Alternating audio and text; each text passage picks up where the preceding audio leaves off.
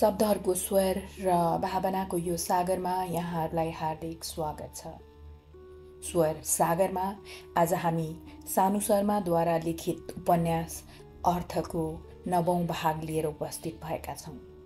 अर्थ भाग 9। मेरो छोरो खै मेरो छोरो, मलाई मेरो छोरो देऊ। होसमा आउने बित्तिकै आमाले चिच्याउन सुरु गर्नुभयो। नर्सले त्यो नवजात बच्ची लगेर उहाँको काखमा राखिदिएपछि पनि उहाँ एकनाससँग कराइरहनु भयो। खै कहाँ छ मेरो छोरो, मलाई मेरो छोरो देऊ। त्यसपछि त स्थिति यति भयानक हुँदै गयो, मलाई आज सम्झँदा पनि डर लाग्छ। आमा झन्झन उग्र हुँदै जानुभयो। उहाँलाई वशमा ल्याउन कडाभन्दा कडा डोज भ्यालियम र अरू औषधि दिनुपर्ने हुन थाल्यो। नत्र उहाँले आफूलाई नै चिथोर्ने, कोपर्ने, चिच्याउने मात्र होइन, छेउछाउमा पर्नेहरूलाई समेत चोट पुर्याउन थाल्नुहुन्थ्यो। मनिषा, मिता उहाँको सामु पर्न चाहँदैनथे, तर म त्यसो गर्न सक्थिनँ। त्यसैले धेरै पटक चोट खाइसकेकी थिएँ। मनिषा र मिताको त यस्तो हालत भएको थियो, उनीहरू आमा सामु पर्न पनि डराउन थालेका थिए। डाक्टरहरू आमालाई मानसिक अस्पताल लग्नुपर्ने कुरामा जोड दिँदै थिए, तर नेपाल सरले मेरो हालत देखेर आमालाई कसै गरी त्यहीँ रोकिराख्नु भएको थियो। म आमालाई सम्झाउन कोसिस गर्थेँ, तर उहाँ केही सुन्नुहुन्थेन, केही बुझ्नुहुन्थेन। थाहा छैन त्यति कमजोर शरीरकी आमामा त्यत्रो शक्ति कहाँबाट आएको थियो, उहाँलाई सम्हाल्न मुस्किल भइराखेको थियो। विक्षिप्त आमा र नवजात बच्चीको रेखदेख गर्दैमा 10 दिन बिते। म अस्पताल र घरमा बाँडिरहेँ। आमाले त्यो नवजात बच्चीलाई स्याहार्न सक्ने अवस्था थिएन, त्यसैले अस्पतालले उसलाई घर लैजाने अनुमति दिइसकेको थियो। आमा भने अस्पतालमै हुनुहुन्थ्यो। 11औं दिनका दिन बहिनीको न्वारान गर्नुपर्ने थियो, तर कसरी मलाई थाहा थिएन। कसले गर्थ्यो उसको न्वारान? बाउ छँदै थिएनन्। आमा आफूले जन्म दिएको छोरीको अस्तित्व स्वीकार गर्न नसकेर बौलाएकी थिइन्। मलाई उसको भाग्यमाथि मात्र होइन, आफ्नो व्यवस्थामाथि पनि रुन आयो। आजको समयमा पनि हामी किन यति हलुका हे दृष्टिले हेरिन्छौँ? सायद सहरको सोचमा छोरीहरूका लागि पनि अलिकति ठाउँ होला, तर मेरा बाउआमा जस्ताहरू छ्यापछ्याप्ती भएको हाम्रो समाजमा यस्ता सोच बोक्नेहरूको कुनै कमी छैन, जहाँ छोरा पाए खसी र छोरी पाए फर्सी चरितार्थ हुन्छ। छोराले जन्मने बित्तिकैदेखि बाउको खानदानको नाम र जिम्मेवारी बोक्छ, तर छोरीहरू जन्मेदेखि नै स्वीकारिनका लागि सङ्घर्ष गर्न थाल्छन्। यो कस्तो विडम्बना! परिस्थिति जस्तो सुकै भए पनि बहिनीको न्वारान त गराउनै थियो। त्यसैले मैले न्वारान गराउनका लागि पण्डित खोजेँ। मनिषा र मिताको मद्दतले न्वारानको विधि पुरा गर्ने तयारी गरेँ। नुहाई धुवाई गरेर पण्डित बाजेले भने बमोजिम न्वारानका लागि चाहिने सरजाम ठिक्क पारेर बहिनीलाई काखामा लिएर उहाँको सामु बसेँ म। पण्डित बाजेले मलाई लक्ष्य गर्दै भने, खै त नानी, बुवा आमा त देखिनु भएन। मलाई अर्को एक ठाउँमा पनि पुग्नु छ, यहीँ अबेर हुन लागिसक्यो। जाऊ बुवा आमालाई बोलाऊ। म गुरुबा, मैले दृढ स्वरमा भने, यसको न्वारानको लागि बुवा आमा आउन सक्नुहुन्न, त्यसैले यसको न्वारान म गर्छु। म नुहाई धुवाई गरेर बसेकी छु, तपाईँ सुरु गर्नुहोस्। तिमी? गुरुबाको आश्चर्यको कुनै सीमा रहेन। तिमी न्वारान गर्छौ यिनको? तिमीलाई त न्वारानको अर्थ समेत थाहा छैन होला। तिमी कसरी गर्छौ न्वारान? उसो त गुरुबा, मलाई अरू पनि थुप्रै कुराको अर्थ थाहा छैन, तर पनि म ती कुराहरू गर्न बाध्य छु भने यो एउटा कुरा म किन गर्न सक्दिनँ? मैले उहाँको कुरा बिचैमा काटेर भने, नानी, तिमी जेसुकै भन, हाम्रो समाजमा न्वारान, श्राद्ध र क्रिया गराउन पुरुष नै चाहिन्छ। त्यसमाथि पनि न्वारानको मतलबसम्म थाहा नभएकी एउटी बच्चीद्वारा म यी कन्याको न्वारान गराएर समाजभन्दा बाहिर जान सक्दिनँ। तिमी सानै सही, तर छोरा भइदिएको भए कुरा अर्कै थियो। गुरुबा मेरो कुरा सुन्न, मान्न तयार भएनन्। मेरो आग्रह अनुग्रहलाई सुन्दै नसुनी उनी त्यहाँबाट निस्किए। कति उदार थियो हाम्रो समाज। यहाँ छोरा नभएको खण्डमा बाउको जिम्मेवारी बोक्नु छोरीको बाध्यता त हुन सक्थ्यो, तर त्यही बाउको क्रिया र श्राद्ध गर्न ऊ असमर्थ थिए, किनकि ऊ छोरी थिए। त के छोरा नभएकै कारण म मेरी बहिनीको न्वारन गर्न सक्दिनँ? मैले मेरो काखमा भएकी मात्र 11 दिनकी बहिनीलाई हेरेँ। उसका आँखा अझै बन्द थिए। ऊ आफ्नो हातको बन्द मुठ्ठीलाई मुखसम्म पुर्याउन प्रयत्नरत थिए। त्यो अबोधलाई त यो पनि थाहा थिएन कि कस्तो दुर्भाग्यपूर्ण अवस्थामा र परिस्थितिमा यो दुनियाँमा आएकी थिए ऊ भनेर। कोखमा रहने अवधि र जन्मने पीडा बराबरै भए पनि हाम्रो समाजमा छोरीको स्थान छोराको बराबर हुनै सक्थेन, यो कुरा पनि उसलाई थाहा थिएन। त के ऊ यति अभागी थिए कि घर र जीवनमा एउटा पुरुषको उपस्थिति नहुनुले एउटा पहिचान, एउटा नामसम्म पाउन असमर्थ थिए ऊ? फेरि मेरो हुनुको के औचित्य रह्यो त? म यो कदापि हुन दिन्न। बाको क्रिया मैले गर्न सकिनँ, श्राद्ध म गर्न सक्दिनँ, तर यो नवजात बच्चीलाई एउटा नाम पनि मैले दिन सकिनँ भने धिक्कार छ मेरो हुनुलाई। निकै बेरसम्म आफैसँग वाद विवाद गरेर मैले बहिनीलाई त्यहीँ सुताएँ र पण्डितका लागि ओछ्याइदिएको कुशासनमा बसेर अरू बहिनीहरूको न्वारानमा बाले गरेको पूजा सम्झने कोसिस गर्दै पूजा गर्न सुरु गरेँ। अन्त्यमा पिपलको पातमा 2 अक्षर जानु लेखेर त्यसलाई गोलो पारेर उसको कानमा फुकिदिएँ। उसले सुनेको बुझेको जस्तै गरेर अचानक आँखा खोली। मैले विभोर भएर उसलाई छातीमा टाँसेर अवरुद्ध स्वरमा भने, माया ममता बा आमाले जस्तै दिन नसके पनि जानु, तेरो रेखदेखमा म आफ्नो तर्फबाट कुनै कोसिस गर्न बाँकी राख्ने छैन। मैले त्यो सब गरिरहँदा निकै बेरदेखि ढोका छेउ उभिरहनु भएको नेपाल सरलाई नदेखेकी होइन, तर मैले उहाँलाई नदेखेको जस्तै गरिदिएँ। पहिलेदेखि आफ्नो समस्यामा घेरिनु भएको उहाँले मेरा समस्याहरू सुल्झ्याउन जे जति मद्दत गरिसक्नु भएको थियो, त्यो भन्दा धेरै म उहाँबाट अरू केही चाहन्थिनँ। उहाँको सजिलो बन्न भनेर त्यो क्वार्टरमा सरेकी म उहाँलाई आफ्ना यी अन्त्यहीन झमेलामा अल्झ्याएर अप्ठ्यारोमा पार्न कदापि चाहन्नथेँ। मैले नदेखे जस्तो गरिरहेपछि उहाँ पनि भित्र पस्न सक्नु भएन।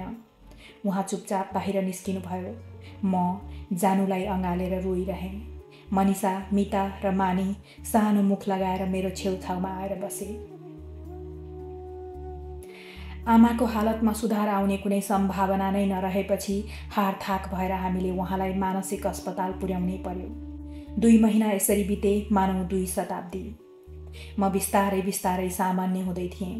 आफ्नो संसारमा जत्रो सुकै ठुलो भुइँचालो गएको भए पनि विचलित नभई ठाडिरहनु मेरो बाध्यता थियो।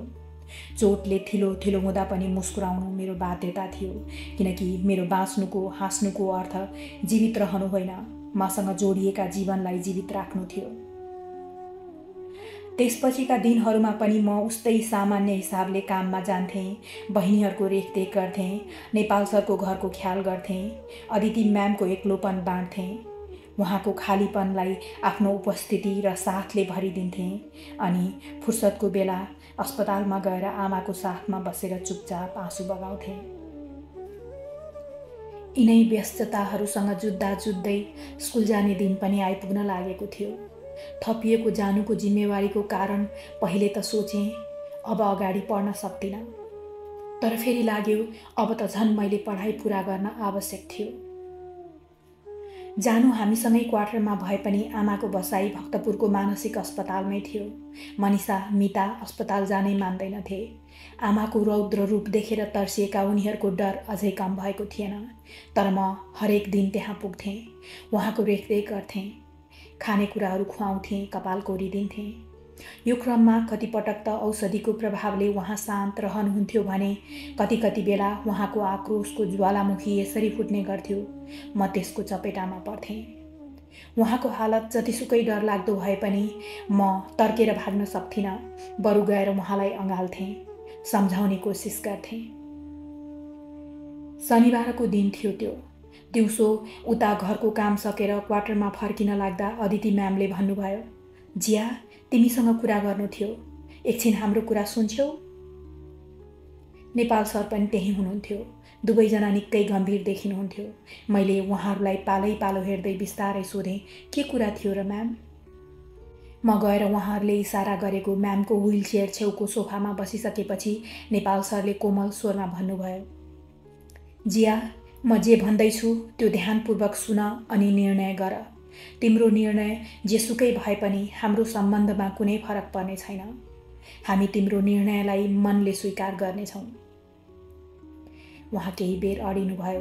मैले ध्यानपूर्वक उहाँका आँखामा हेरिरहेँ। उहाँ अडिएपछि म्यामले मेरो हात समातेर कोमल स्वरमा भन्नुभयो, तिमी यो पटक्कै नसोच कि तिम्रो निर्णयले हामी बीचको सम्बन्धमा कुनै अन्तर आउनेछ। त्यसैले कुनै दबावमा परेर निर्णय नगर। त्यसपछि उहाँले सरलाई इसारा गर्नुभयो। केही बेर हिचकिचाइसकेपछि सरले कोमल स्वरमा बोल्न सुरु गर्नुभयो, जिया, मलाई थाहा छ यो तिम्रो होइन हाम्रो स्वार्थको कुरा हो। त्यसैले तिमी यो सोच्दै नसोच हामी तिम्रो हालतमाथि दया देखाएर यो प्रस्ताव राख्दैछौँ। बरु हामी त आफ्नै हालतसँग टिठाएर। उहाँ अलि बेर अन्कनाउनुभयो। अप्ठ्यारो मानेर अदिति म्यामलाई हेर्नुभयो। अदिति म्यामले बिस्तारै टाउको हल्लाएपछि उहाँले थप्नुभयो, यदि तिमीलाई आपत्ति हुँदैन भने हामी जानुलाई कानुनी रूपमा एडप्ट गर्न चाहन्छौँ। उहाँहरूको व्यवहार देखेर मैले उहाँहरूले यस्तै केही भन्नुहोला भन्ने अनुमान पहिल्यै गरिसकेकी थिएँ। तैपनि म निकै बेर केही बोल्न सकिनँ। अदिति म्यामले भन्नुभयो, हेर जिया, हाम्रो कुरा तिमीलाई नराम्रो लागे। मैले उहाँलाई अगाडि बोल्ने मौकै नदिइकन बिचैमा भने, त्यसो नभन्नुहोस् म्याम, तपाईहरूले यो प्रस्ताव राख्नु भने मलाई मेरो परिवारलाई सम्मान दिनु हो, हामीलाई आफ्नो मान्नु हो। तर पनि म यो प्रस्ताव स्वीकार्न सक्दिनँ, मलाई माफ गर्नुहोला। किन? उहाँहरू एकैचोटि बोल्नुभयो। जब तिमी मान्छेौ यो प्रस्ताव गलत होइन भने फेरि किन मान्न सक्दिनौ? मलाई थाहा छ यो जानुको मात्र होइन, हाम्रो पनि सौभाग्य हुनेछ, सजिलो हुनेछ। तर म आफ्नो सजिलोका लागि बाको भरोसा तोड्न चाहन्न। जिया, सायद मेरै भरोसामा बाले त्यसरी चटक्क छोडेर जान सक्नु भएको थियो हामीलाई। तर मैले उहाँको त्यो भरोसाको ख्याल राख्न सकिनँ। त्यसैले त आज आमा मानसिक अस्पताल पुग्नु भएको छ। अब यदि मैले जानुलाई पनि तपाईहरूको जिम्मामा दिएँ भने के मान रह्यो मेरो बाको भरोसाको? जिया, तिमीले आफ्नो सुविधाको लागि कहाँ केही गरेकी हौ र? तिमी त जानुको भविष्य र हाम्रो लाचारी हेरेर। कारण चाहे जेसुकै होस् सर, म्याम, म यो निर्णय गर्न सक्दिनँ। म भोलि बाको सामुन्ने पर्दा लज्जित भएर टाउको झुकाउन चाहन्न। म उहाँलाई फेरि एकपटक छोरी मात्रै जन्माएकोमा पछुताउने मौका दिन चाहन्न। यो भन्ने मौका दिन चाहन्न कि मैले उहाँको परिवारलाई विभाजित गरिदिएँ। म्याम, बाले दिनुभए एउटा दाग मसँग अझै आलै छ। मैले आफ्नो गर्दनको खतमा स्पर्श गर्दै थपेँ। अब म कुनै पनि स्थितिमा आफूमाथि अर्को कुनै दाग लाग्न दिन सक्दिनँ। सर र म्यामको अनुहारमा निराशा पोतियो। म्यामले समातिरहनु भएको मेरो हात छोड्नुभयो। मेरो मनमा उहाँहरूप्रति अगाध करुणा उम्लेर आयो। मैले म्यामको व्हील चेयर अगाडि गएर घुँडा टेकेर उहाँको हात आफ्नो हातमा लिँदै भने, हुन त म तपाईहरूभन्दा धेरै सानी छु। तपाईहरूलाई थाहा नभए, तपाईहरूले नबुझ्या कुनै कुरा यस्तो छैन जसको म ज्ञाता हुन सक्छु। तपाईहरूलाई कुनै कुरा बुझाइरहने न मेरो हैसियत छ न औकात। तर म यति बेला यही भन्न चाहन्छु कि आमा बन्नलाई सन्तान कोखमा र काखमा हुन आवश्यक हुँदैन। केवल सम्बन्धलाई जीवन र मनसँग जोड्न सक्नुपर्छ। मन विशाल हुनुपर्छ, मुटु कोमल हुनुपर्छ, जुन तपाईहरू दुवैको छ। जहाँ हामी जस्ता अनाथ र असहाय यति आत्मीयताका साथ तपाईहरूको विशाल हृदयमा अटाएका छौँ, त्यहाँ कुनै लाल मोहर किन लाग्नुपर्छ? किन कुनै कागजमै लेखिनुपर्छ यो फलानाको छोरा या छोरी हो भनेर? के यस्तो गर्दैमा मात्र जानु तपाईँकी छोरी हुन्छे र? मैले कोमलतापूर्वक उहाँको हात सुमसुम्याएँ। मेरो विश्वास गर्नुहोस् म्याम, कुनै पनि आमाले आफ्नो सन्तानका लागि योभन्दा धेरै गर्न सक्दैनन् जुन तपाईँले हाम्रो लागि गरिरहनु भएको छ। त्यसैले कुनै कागज पत्रमा लेखिए पनि नलेखिए पनि, लालमोहर लागे पनि नलागे पनि, जानु मात्र होइन, हामी सबै तपाईँकै हौँ। अनि मौका आयो भने अरूको त म भन्न सक्दिनँ, तर म अवश्य यो कुरा साबित गरेर देखाउने छु। अदिति म्याम मलाई अँगालेर भक्कानो छोडेर रुन थाल्नुभयो। सर मेरो टाउकोमा हात राखेर बाहिर निस्कनुभयो। हामीमाझ जानुको अडप्सनको कुरा भएको त्यो दिनपछि उहाँहरूले फेरि कहिल्यै यसबारेमा कुरा निकाल्नु भएन।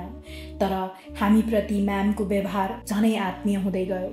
उहाँ मनिषा मितासँग आग्रह गरेर मानी र जानुलाई प्राय उतै बोलाउनुहुन्थ्यो अनि काकीको मद्दतले उनीहरूको हेरविचार गर्नुहुन्थ्यो। उनीहरूमै व्यस्त रहनुहुन्थ्यो, खुसी रहनुहुन्थ्यो उनीहरूको साथमा। हामी सबैले फेरि स्कुल जान थाल्यौँ। दिनहरू आफ्नै रफ्तारले दौडिरहे। बहिनीहरूको भन्न सक्दिनँ, तर मैले आमाको कमी महसुस गरिरहेँ। उहाँको घरमा नहुनुले मलाई टाउकोमाथि छत नभएको अनुभूति भइरह्यो। म समय निकालेर आमालाई राखेको अस्पतालमा पुगिरहेँ।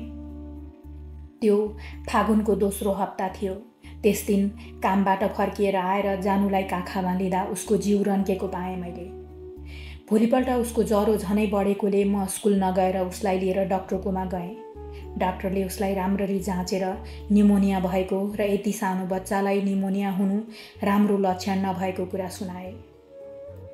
डाक्टरले लेखिदिए अनुसारको औषधि किनेर ल्याएर उसलाई औषधि खुवाइवरी मनिषा र मिताको जिम्मा लगाएर म प्रेसको काम गर्न निस्किएँ। शरीर काममा र मन जानुकै छेउछाउमा डुलाउँदै मैले कसै गरी त्यो सिफ्ट सकेँ। काम सकेर घर फर्कँदा जानुको स्थिति सुध्रनुभन्दा झनै नाजुक भएको रहेछ। ज्वरो घट्नुको साटो झन बढेको रहेछ। आगोको भुङ्ग्रो जस्तो ज्वरोले गलेकी उसले एकदमै अप्ठ्यारो गरी सास फेरिरहेकी थिए। उसको अवस्था देखेर आत्मग्लानि होइन, अपराध बोध अनुभूत भइरहेको थियो मलाई। सायद मैले राम्ररी रेखदेख गर्न नसकेकै कारणले जानु यस्तो स्थितिमा पुगेकी थिए। त के म उसलाई पनि गुमाउन जाँदै थिएँ, बालाई जस्तै, आमालाई जस्तै? हे ईश्वर, म के गरौँ? कहाँ लैजाउँ उसलाई यो आधा रातमा? मैले उसको नाम लिएर बारम्बार बोलाइरहेँ, तर उसले आँखा खोलिन। बिचरी उसलाई त यो पनि थाहा थिएन, उसलाई आफ्नो छातीको तातोले सेकेर उसमा जीवन भर्न कोसिस गरिरहेकी म उसको जन्मदात्री नभएर दिदी मात्रै थिएँ। कोसिस गरिरहेकी थिएँ, तर सायद आमा बन्न सकेकै थिइनँ। स्लिपिङ ट्याब्लेटको प्रभावमा मानसिक अस्पतालमा मस्त निदाइरहेकी उसकी आमालाई त सायद आफू 5 सन्तानकी आमा हुँ भन्ने समेत याद थिएन सायद। त्यो बेला मलाई जिया हुनुभन्दा सावित्री हुनु धेरै सजिलो महसुस भयो। होसमा रहेर दुनियाँभरिको दुःखको सामना गर्नुभन्दा बेहोस हुनु, भइरहनु धेरै सजिलो लाग्यो मलाई। बाहिर मुसलधारे पानी परिरहेको थियो। जाडो यति थियो, हातखुट्टा जम्दै गएको भान भइरहेथ्यो। जानुले रोकी फेरेको सासले मेरो साथ त उडाइरहेको थियो, तर यस्तो लागिरहेथ्यो आज प्रकृति पनि मलाई साथ दिन चाहँदैनथ्यो। अथाह वेदना र बाध्यताको अनुभूतिले मलाई विवेक शून्य बनायो। म बाहिर निस्किएँ अनि त्यो दर्कँदो पानीमा भिज्दै क्वार्टरको आँगनमा घुँडा टेकेर बसेँ र आकाशतिर हेरेर चिच्याएँ, तिमीलाई कुनै गाह्रो छैन भगवान बन्न, किनकि मानिसको धारणामा तिमी सर्वशक्तिमान छौ, साधन र स्रोत सम्पन्न छौ। तिमीलाई कुनै गाह्रो छैन संसारभरिका मान्छेहरूको आस्था र विश्वासमा राज गर्न। तर मलाई हेर त, म एउटा विश्वासको जोगेर्ना गर्न पनि सक्षम छैन। मैले कोसिस नगरेको होइन, तर मेरो कोसिस सफल हुन सकिरहेको छैन। सायद यसैले कि जिया बन्न सजिलो छैन। त्यसैले भगवान, हुनसक्छ भने तिमी पनि एउटी 15-16 वर्षकी 5वटा सन्तानको आमा बन्न प्रयत्नरत लाचार केटी भएर हेर। 4 महिना पनि नपुगेकी मृत्युको दोसाँधमा पुगेकी आफ्नी बहिनीलाई बचाउन नसकिरहेको बाध्यतालाई महसुस गरेर हेर। तिम्रो आँखामा पनि विवशताको आँसु आउनेछ। ईश्वर, मूर्ति भएर सबैको आस्थामा राज गर्नु र जिया भएर जीवित रहनुको अन्तर तिमीले जिया भएर मात्रै महसुस गर्न सक्नेछौ। म घुँडा टेकेर दर्कँदो पानीमा भिज्दै डाँको छोडेर रोइरहेँ। बाको मृत्युमा आमा बहुलाउँदा पनि त्यसरी नरोएकी म त्यसबेला यसरी रोएँ, मेरो आत्मामा ढिक्का बनेर बसेको सारा आँसु पग्लिएर झरीको पानीमा मिसियो। निकै बेरपछि आदेश सरले आएर कोको होलो मच्याएर रोइरहेकी मलाई त्यहाँबाट उठाउनु भयो। सरको साथमा आएको डाक्टरले जानुलाई राम्ररी जाँचे। म नजिक जान पनि सकिनँ। तप तप पानी चुहिरहेको लुगाई समेत भित्तामा अडेस लागेर केवल परैबाट उनीहरूलाई हेरिरहेँ। जानुलाई इन्जेक्सन लगाएर ड्रिपरको सहायताले औषधि दिएपछि मलाई सान्त्वना दिँदै ती डाक्टरले भने, साना नानीहरूलाई चिसोबाट जोगाउन सकेन भने यस्तै समस्या हुन्छ, तर अब ठिक छ।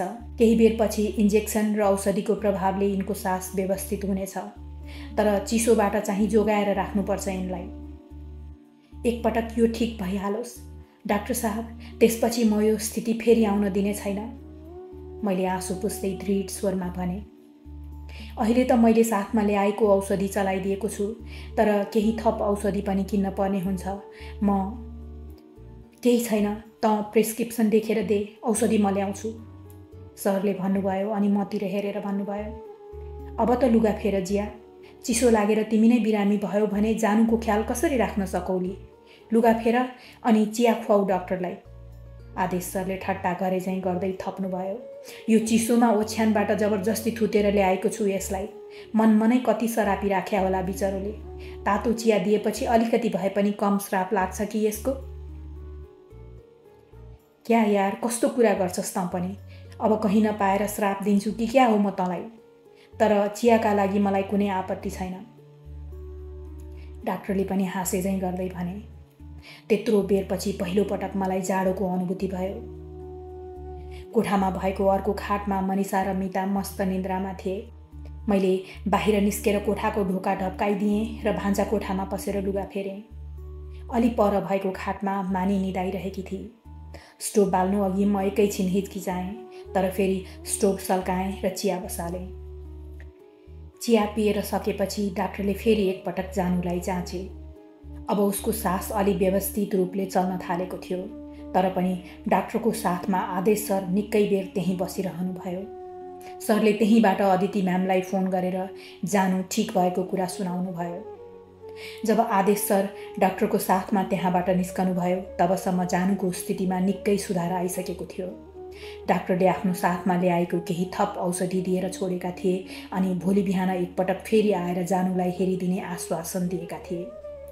उहाँहरू निस्कन लाग्दा मैले डाक्टरसँग सोधेँ, डाक्टर साहब, तपाईँको फिस? आदेशको जुत्ता खुवाउने विचार छ कि क्या हो मलाई? डाक्टरले आदेश सरको कुममा हात राख्दै भने। यसको घरमा आएर कसैलाई जाँचेको फिस कसरी लिन सक्छु म? उनी केही क्षण रोकिए अनि अफसोसपूर्ण स्वरमा भने, देश विदेशमा समेत नाम कमाएको यति ठुलो मानिएको बालरोग विशेषज्ञ भएर पनि मैले यसका कुनै सन्तानलाई बचाउन सकेको थिइनँ।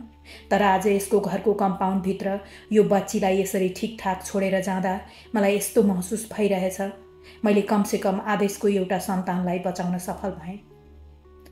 डाक्टर, आदेश सरले कृतज्ञतापूर्वक डाक्टरको हात समात्नुभयो। हिँड यार, अब मलाई छोडेर आ, डाक्टरले बाहिर निस्कँदै भने। म आँखामा अपार आदर र श्रद्धा बोकेर बाहिर निस्कँदै गरेका ती दुई पुरुषलाई नै हेरिरहेँ, जसलाई देखेर ईश्वर र मानवतामाथिको विश्वास अडिग हुन्थ्यो। डाक्टरलाई बाहिरसम्म छोडेर आउनुभएका आदेश सरसँग मैले सोधेँ, तपाईँलाई कसले भन्यो जानु बिरामी भएको कुरा? तिमी पो केही भन्दिनौ त, हामी त खोज खबर राखिहाल्छौँ नि, सरले गुनासो मिसिएको स्वरमा भन्नुभयो। जानुलाई सन्चो नभएको कुरा त हामीलाई थाहा थियो, तर यो स्थितिको कल्पना हामीले पनि गरेका थिएनौँ। जिया, तिमीले हामीलाई अझैसम्म आफ्नो सोचेकी रहेनछौ हगि? सोचेकी भए कमसेकम फोन गरेर जानुको स्थितिको बारेमा भन्न सक्थ्यौ नि। मैले टाउको उठाइन। उहाँहरू जति आफ्नो अरू को थियो र मेरो जिन्दगीमा? तर आफ्ना दिनचर्याका अप्ठ्याराहरूमा कहिलेसम्म र कहाँसम्म घिच्याउन सक्थेँ म उहाँहरूलाई? यसै पनि हाम्रा लागि यतिका कुरा त गरिरहनु भएकै छ उहाँहरूले। अझै कति गुहार लगाइरहँ आफ्ना समस्या समाधानका लागि। तर म यो कुरा उहाँलाई भनेर दुखी बनाउन चाहन्नथेँ, त्यसैले केही बोलिन। अदितिले तिमीलाई दर्कँदो पानीमा बाहिर आँगनमा बसेर रोइरहेको देखेकी रहेछन्। उनैले मलाई डाक्टर बोलाएर ल्याउन भनेकी हुन्, सरले भनिरहनुभयो। तिमी सानोतिनो कुराले धैर्य छोड्ने मान्छे हुँदै होइनौ। हामीलाई लाग्यो कुरा गम्भीर हुनुपर्छ। जानुलाई सन्चो नभएको कुरा त हामीलाई थाहै थियो, त्यसैले मैले डाक्टरलाई आफ्नो साथमा लिएरै आएँ। म बयान गर्न सक्दिनँ उहाँहरूले मलाई कति आभारी, कति कृतज्ञ बनाउनु भएको थियो भनेर। कुरा यसपटकको मात्रै होइन, उहाँहरू त जबदेखि मेरो जीवनसँग जोडिनु भएको थियो तबदेखि नै यसरी नै काम लागिरहनु भएको थियो हामीलाई। त्यति बेला मैले भगवानसँग भाकेँ, मलाई यति सक्षम बनाइदेऊ भगवान कि म उहाँहरूलाई काम लाग्न सकौँ। तपाईँ पनि बाछिटाले भिज्नु भएको छ सर, घर गएर लुगा फेर्नुस्, नत्र चिसोले समात्ला, प्रत्यक्षमा मैले भरिएको कण्ठले भने। मलाई केही हुँदैन, तिमी मेरो चिन्ता छोड जिया। पहिले जानु अब जानुलाई ठिक छ सर, उता म्यामले चिन्ता गरिरहनु भएको होला, तपाईँ जानुस्, मैले भने।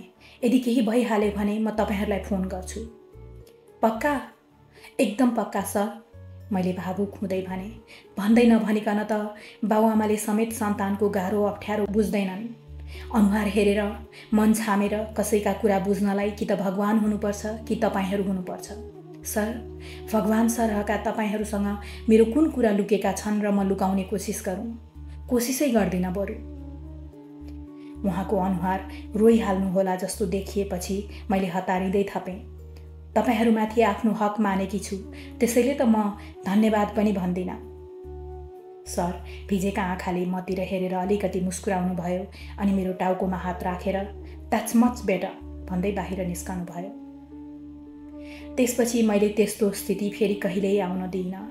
जानुको ख्याल यसरी राखेँ जसरी सायद आमाले पनि हाम्रो ख्याल राख्न सक्नु भएको थिएन। समय द्रुत गतिले दौडिरह्यो। समयसँगै म पनि कदम मिलाउने प्रयत्न गरिरहेँ। थुप्रै अप्ठ्याराहरूका बावजुद मैले +2 निकै राम्ररी पास गरेँ। तानतुन गरेर पास भएकी आशी भने त्यसैमा दङ्ग थिए।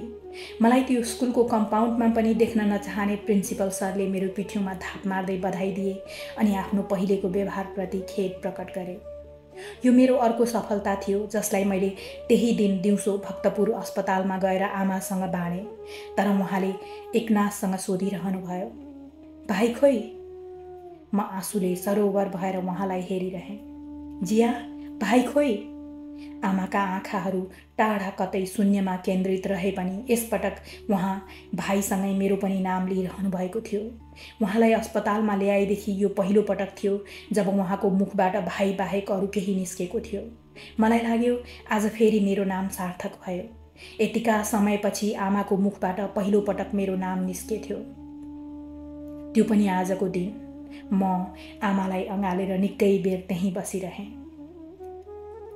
रिजल्ट निस्केको भोलिपल्ट जब म पत्रिका बाँडिसकेर कार्यालय पुगेँ, उत्तम सरले मेरो हातमा एउटा खाम दिएर खोलेर हेरिहाल्न भन्नुभयो। मैले केही हिचकिचाउँदै उहाँले दिएको त्यो खाम खोलेर हेरेँ। नियुक्ति पत्र रहेछ।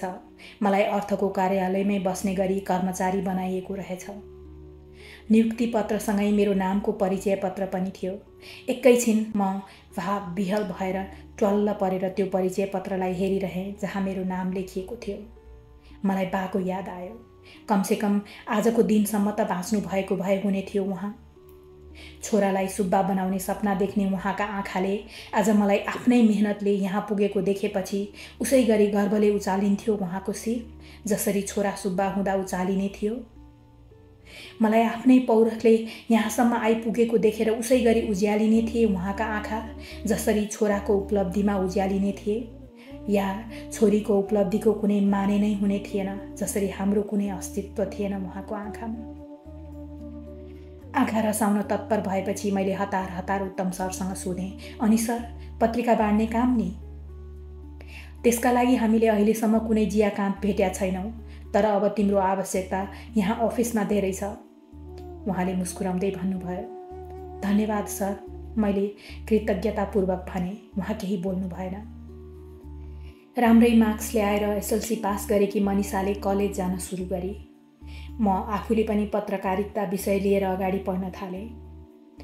अब म बिहान क्याम्पस जान्थेँ अनि दिउँसो अर्थको अफिसमा काम गर्थेँ। प्रिन्टिङको काम पनि हेर्न छोडेकी थिइनँ मैले। जब जानुले बोल्न सुरु गरी मलाई नै आमा भनेर सम्बोधन गर्न थाली। उसको त्यो सम्बोधनले मलाई आत्मविभोर बनायो। उसले पहिलो पटक मलाई आमा भनेर सम्बोधन गरेको दिन मैले उसलाई निकै बेर छातीमा टाँसेर राखेँ। त्यसपछि मनिषा र मिताले मिलेर उसलाई मलाई दिदी भनाउन लाख कोसिस गरिरहे, तर उसले त्यो सिक्दै सिकिन। उनीहरूले बारम्बार सिकाइरहेपछि कहिलेकाहीँ आमा दिदी भनिदिन्थे, तर उसले दिदी मात्रै भन्न सिक्दै सिकिन। हार खाएर मनिषा र मिताले उसलाई सम्झाउनै छोडिदिए। अब आमा धेरै शान्त भइसक्नु भएको थियो। अब उहाँ कसैमाथि हात हाल्नुहुन्थेन, चिच्याउनुहुन्थेन, कराउनुहुन्थेन। उहाँको सुध्रदै गएको अवस्थाले आश्वस्त भएका डाक्टरले एक दिन मलाई बोलाएर भने, यदि तपाईहरू उहाँलाई घर लान चाहनुहुन्छ भने लैजान सक्नुहुन्छ। सुनेर मानौ खुसीले पागल भएँ म। आमाको अवस्था देखेर हताश भएकी मैले यो दिन आउने आश लगभग मारिसकेकी थिएँ। मैले बारम्बार डाक्टरहरूको आभार व्यक्त गरेँ र आमालाई लिएर घर आएँ। आमालाई घर ल्याए पनि उहाँको उग्र रूप देखेर तर्सिएका मनिषा र मिता नजिक पर्न डराउँथे। यस्तो लाग्थ्यो उनीहरूले आमा फेरि फर्केर घर आउने कुरा सोच्नै छोडिसकेका थिए, त्यसैले असहज देखिन्थे। तर मेरा लागि त यो घरको, हाम्रो परिवारको जीवन फिर्ता आएको थियो। आमालाई घर फिर्ता ल्याएको दिन मेरो बाको परिवार छोरा बिना पनि सम्पूर्ण लागेको थियो मलाई। अब आमालाई केवल 2टा कुरा याद थिए, एउटा जिया अनि अर्को भाइ। जो सामुन्ने परे पनि उहाँ एउटै कुरा भन्नुहुन्थ्यो, जिया भाइ खोइ। बाँकी उहाँलाई अरू केही अनुभूत हुँदै हुन्थेन सायद। सुत्नुस् भन्दा पल्टिदिनुहुन्थ्यो, उठ्नुस् भने उठेर बसिदिनुहुन्थ्यो। बस यतिसम्म कि उहाँलाई दिसा पिसाबको पनि होस हुन्थेन। मनिषा मिता घिनाउँथे, तर म आफ्नै हातले उहाँलाई सफा गर्थेँ, नुहाइदिन्थेँ, लुगा फेराइदिन्थेँ, खाना खुवाउँथेँ, कोरीबाटी गरिदिन्थेँ। मलाई उहाँको हरेक काम आफ्नै हातले गर्न मन पर्थ्यो। मनिषा र मिता उहाँसँग तर्की तर्की हिँड्थे, तर मानी उहाँसँग घुस्रिन जान्थे। जानु पनि उहाँको काखमा उक्लन्थे, तर आमा उनीहरूसँग पनि त्यही प्रश्न सोधिरहनुहुन्थ्यो, जिया भाइ खोइ। मेरो जिन्दगी अझै कठिन नै थियो, तथापि अब त्यो त्यति कष्टकर लाग्न छोडेको थियो मलाई। या त मलाई कठिनाइसँग लड्ने बानी परिसकेको थियो, या समयले मलाई ज्याद्री बनाइदिएको थियो। अर्थ पब्लिकेसन्सबाट मलाई कुनै न कुनै तालिम वा सेमिनारका लागि कतै न कतै पठाइएकै हुन्थ्यो। म पनि उत्तिकै उत्साहले ती सेमिनार र तालिममा भाग लिन जान्थेँ। म जहाँ जान्थेँ, जुन तालिम या सेमिनारमा सम्मिलित हुन्थेँ, त्यहाँ भेटिएका प्राय मानिसहरू मेरो आत्मविश्वास, लगन र जोस देखेर अचम्ममा पर्थे। हरेक विषयमा निर्धक्क बोल्ने मेरो प्रतिभा देखेर उदेक मान्थे। म जति जति ठुली हुँदै गएँ, मैले आफूलाई नेपाल सरसँग झन्झन नजिकिँदै गएको पाएँ। हुन त म अदिति म्यामसँग पनि उत्तिकै नजिकिएकी थिएँ, तर आदेश सरको कुरा अर्कै थियो। मेरो मनमा उहाँप्रति सम्मान त थियो नै, उहाँ मेरो आदर्श पुरुष हुनुहुन्थ्यो। म उहाँमा एउटा हाकिम भन्दा पनि धेरै एउटा बाबुको छवि भेट्टाउँथेँ। अब अर्थसँग सम्बन्धित हरेक मिटिङ, अन्तर्क्रियामा आदेश सर मलाई पनि सम्मिलित गराउनुहुन्थ्यो। यदि मैले कुनै कुरा गर्न सक्दिनँ भनेर हच्किएँ भने उहाँ मलाई आफ्नो अगाडि राखेर यसरी सम्झाउनुहुन्थ्यो, यो संसारमा मैले गर्न नसक्ने कुनै कुरा नै छैन भन्ने आत्मविश्वासले भरिन्थेँ म। उहाँका हरेक कुरा ध्यानपूर्वक सुन्थेँ, बुझ्ने कोसिस गर्थेँ। उहाँ मलाई कुनै एउटा क्षेत्रमा सीमित नराखी हरेक काम सिक्न प्रेरित गर्नुहुन्थ्यो। के प्रिन्टिङ, के प्रुफ रिडिङ, के एडिटिङ, म हरेक काममा एकसाथ पोख्त हुँदै थिएँ।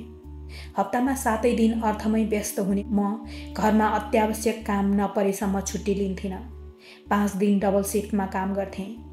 स्नातक तहको दोस्रो वर्षमा पुग्दा नपुग्दै मेरो तलबले 5 अङ्क नाघेर निकै ठुलो फड्को मारिसकेको थियो। दोस्रो वर्षको परीक्षा सकिनासाथ अर्थमा मेरो जिम्मेवारी झन बढ्यो। ठुल्ठुलो फड्को मार्दै अघि बढेको अर्थ पब्लिकेसन्सले विजयादशमीको दिनदेखि आफ्नै प्राइभेट च्यानल सुरु गरेको थियो। त्यही भागदौडमा कति बेला छुट्टी सकियो मलाई पत्तै भएन। पढाइ सुरु भएपछि म झन्झन व्यस्त हुँदै गएँ। पैसाको अब उति चिन्ता थिएन। हाम्रो घर खर्च एकदमै सीमित थियो। आमाको औषधि, जानुको लागि दुध, चामल, नुन तेल अनि मनिषा मिताका छिटफुट खर्च बाहेक अरू खासै कुनै ठुलो खर्च थिएन। पैसाको अभावको उत्कर्ष देखिसकेकोले म प्राय मुठी कसेर राख्थेँ। समयले मलाई पैसाको महत्त्व राम्ररी बुझाइदिएको थियो। मैले पैसाको कमीको मार भोगेकी थिएँ। पैसाको शक्ति देखेकी थिएँ। त्यसैले एक पैसा फाल्तु खर्च गर्थिनँ। आफ्ना लागि त झन् कपाल काट्न बाहेक अन्त कतै एक पैसा खर्च गर्थिनँ। एउटा जिन्स र 2टा टी-सर्टले वर्षौँ धकेलिसकेको थियो। तरकारी यसै पनि किन्नै पर्थेन।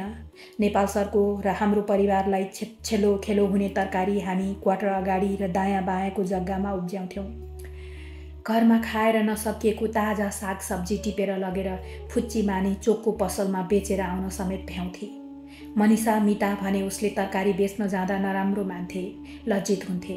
उनीहरू एकमुख लागेर उसलाई कराउँथे, होइन यसरी तरकारी बेच्न जान लाज लाग्दैन भने तँलाई? के को लाज? चोर्न गा हो र? मानीको जवाफ सुनेर मनिषा र मिता झन रिसाउँथे। म चाहिँ मानीको कुरा सुनेर छक्क पर्थेँ। म उसका हरेक शब्दमा फुच्ची जियाको झलक भेट्टाउँथेँ। अग्ली, दुब्ली, लामा लामा खुट्टा भएकी मानी आफ्नो उमेरभन्दा निकै ठुली देखिन्थे। व्यवहारले पनि एकदम परिपक्व थिए ऊ। एकदमै कम बोल्थे, तर जे बोल्थे त्यो एकदमै सटिक र स्पष्ट हुन्थ्यो। सबैको कुरा उत्तिकै ध्यानपूर्वक सुन्ने ऊ जतिखेर पनि सोचमग्न देखिन्थे। पढाइमा पनि अब्बल थिए ऊ। पहिले पहिले म कामबाट फर्कँदा मेरा लागि खाना छुट्याएर परिवारका सबैजना खाना खाएर सुतिसकेका हुन्थे। कामबाट सधैँ ढिलो फर्कने म सुतेकाहरूको निन्द्रा बिथोलिएला कि भनेर स्टोभ नबालिकन प्राय चिसै खाना खान्थेँ। त्यसमाथि दिनभरिको दौडधुपले यति थकाएको हुन्थ्यो, ओछ्यानमा पल्टनै हतार भएको हुन्थ्यो। प्राय जसो त एक्लै बसेर भूतले जस्तो खाना खाने जाँगरै चल्थेन, त्यसैले भोकै सुत्थेँ। अचेल चाहिँ मानी मलाई कुरेर बसिरहन्थे। म घर पुगेपछि खाना तताउँथे अनि हामी सँगै बसेर खाना खान्थ्यौँ। पहिलोपटक उसलाई त्यसरी कुरेर बसेको देखेर मैले छक्क पर्दै भनेथेँ, मानी, तँ यति अबेरसम्म नसुतेर के गरिरा? तँलाई कुरिरा दी, उसले सामान्य स्वरमा भनेकी थिए। तर मानी, यति अबेरसम्म? दी, आज तँसँग बसेर खाना खान मन लाग्यो, त्यसैले, उसले स्टोभ बाल्ने तर्खर गर्दै भनेकी थिए। मानी, स्टोभ नबाल, सुतेकाहरूलाई डिस्टर्ब हुन्छ। मैले उसलाई रोक्न खोजेको थिएँ। केही हुँदैन दी, उसै पनि सबैको निन्द्रा पुगिसकेको छ, उसले तटस्थ स्वरमा भनी। त्यसपछि मैले रोक्दा रोक्दै पनि स्टोभ बाली, खाना तताई, मलाई पस्केर दिई अनि आफू पनि लिएर बसी। उसको व्यावहारिकता देखेर मेरो मन भरिएर आउँथ्यो। थाम्दा थाम्दै पनि गह भरिन्थे। यसरी त मलाई आमाले पनि कहिल्यै आफ्नो अगाडि राखेर खाना खुवाउनु भएको थिएन। मनिषा र मिताको त कुरै छोडौँ। मानी मेरो निकै ख्याल राख्थे, कमसेकम ख्याल राख्ने कोसिस गर्थे। जानुको र आमाको ख्याल राख्थे। आमाको सरसफाइको काम पनि मैले जस्तै घिन नमानिकन गर्थे। अचेल त उसले समय समयमा याद गरेर उहाँलाई टोयलेट पुर्याएर ल्याउने भएकोले हामीले पहिले जस्तै बेला बेलामा सफा गरिरहनु पर्थेन आमालाई। मिता र मनिषा भन्दा सानी भए पनि उनीहरूभन्दा धेरै समझदार थिए ऊ। ठुलो सोच र फराकिलो मन भएकी ऊ या त पढेर बस्थे या फेरि सोचेर। सक्ने नसक्ने सबै खाले कामका लागि ऊ कसैलाई कुर्थिन, आफै गर्थे, चाहे त्यो काम घरभित्रको होस् कि बारीको।